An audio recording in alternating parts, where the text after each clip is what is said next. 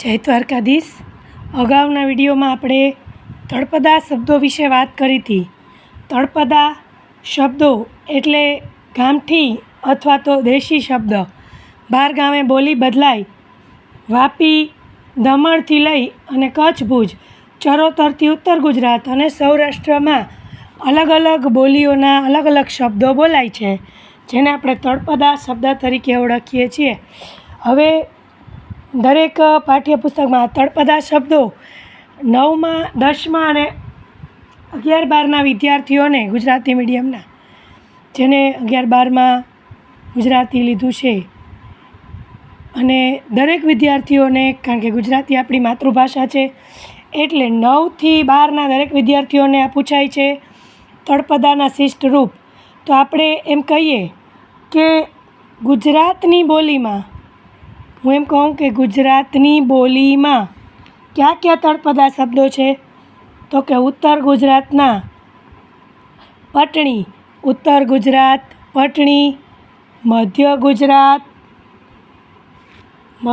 ગુજરાત ચરોતરી, મધ્ય ગુજરાત ચરોતરી, દક્ષિણ ગુજરાત સુરતી, દક્ષિણ ગુજરાત સુરતી, અને સૌરાષ્ટ્રની બોલી. આ બધાના તળપદા શબ્દોના શિષ્ટ રૂપ ગોતવાના આવી શકે છે. તો આવા બધા શબ્દોના ઉદાહરણો આપણે જોશું. જો ગુજરાતની બોલીમાં ઉત્તર ગુજરાતમાં પટણી, મધ્ય ગુજરાતમાં ચરોતરી, દક્ષિણ ગુજરાતમાં સુરતી અને સૌરાષ્ટ્રની બોલીના તળપદા શબ્દોના શિષ્ટ રૂપ ગોતવાના આપણને પૂછાય છે. તો આવા કેટલાક ઉદાહરણો આપણે લેશું. હું લખીશ તળપદા શબ્દો, સામે લખશું શિષ્ટ રૂપ. પહેલાં લખશું અડાળી. અડાળી એટલે રકાબી, અડાળી રકાબી. ત્યાર પછી અનગઢ. અનગઢ એટલે પુષ્કળ. આપણે કહીએ ને પુષ્કળ, ઘણું બધું, જાજુ બધું, એનો તળપદો શબ્દ છે અનગઢ. પછી અખતરો. અખતરો તળપદો છે, એનો શિષ્ટ રૂપ થાય પ્રયોગ. અખતરો પ્રયોગ. ત્યાર પછી અમિયેલ. અમિયેલ તો અમૃત. આ ફરજિયાત પાકા કરવા પડે અને યાદ રાખવા માટે અને રોજ રિવાઇઝ કરવા પડે તો ઝડપથી યાદ રહે. પછી અબડખા. અબડખા ઝંખના. કહે ને અભરખા છે, બહુ અભરખો છે એટલે ઝંખના. અબડખા ઝંખના. બરાબર છે.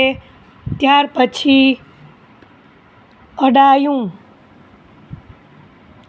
અડાયું છાણું. અડાયું છાણું. ત્યાર પછી અણબોટ. અણબોટ એટલે શુદ્ધ. અણબોટ એટલે શુદ્ધ થાય. તો પહેલેથી આપણે જોઈશું અડાળી રકાબી. અડાળી રકાબી. અનગઢ પુષ્કળ.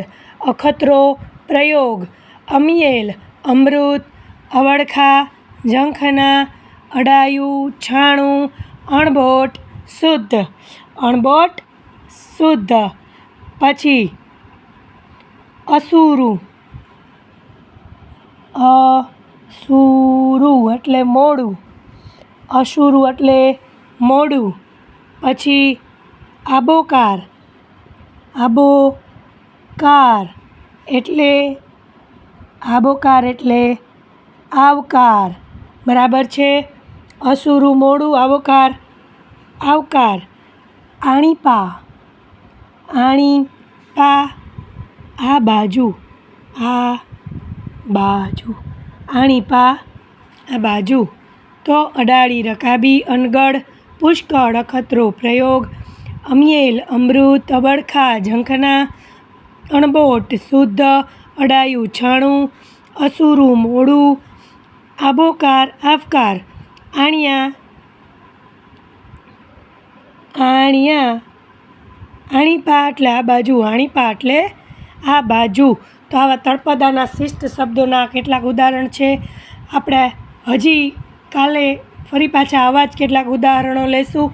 આજે આપણે શીખ્યા ઉત્તર ગુજરાતની પટણી, મધ્ય ગુજરાતની ચરોતરી, દક્ષિણ ગુજરાતની સુરતી, સૌરાષ્ટ્રની બોલીના તળપદાના શિષ્ટ રૂપો આપણે શીખવાના છે, જે 9થી કરીને 12 દરેક વિદ્યાર્થીઓને પૂછાય છે.